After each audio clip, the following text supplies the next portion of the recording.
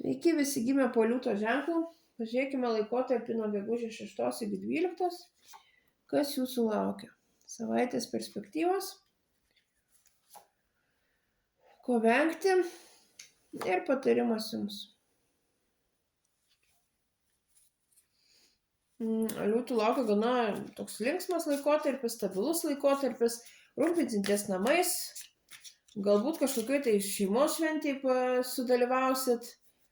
Tiesiog jausitės stabiliai, energingai, daug idėjų, daug darbo, daug švenčių, džiaugsmo.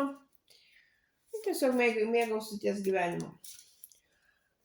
Ko vengti? Venkite labai tokio staigių veiksmų, neapgalvotų tokių greitų, tokio šovimo iš karto, nes šitas laikotarpis tam netinka. Aišku, esate ugnies ženklas, labai norisi tą daryti, bet nesielkite taip. Tokios saugokitės, tokios agresijos proveržių, nereikalingų, tokio bereikalingo šaudimo.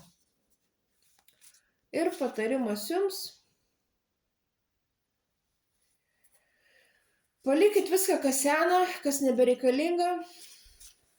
Priimkite tokius lemtingus sprendimus ir judėkite į priekį.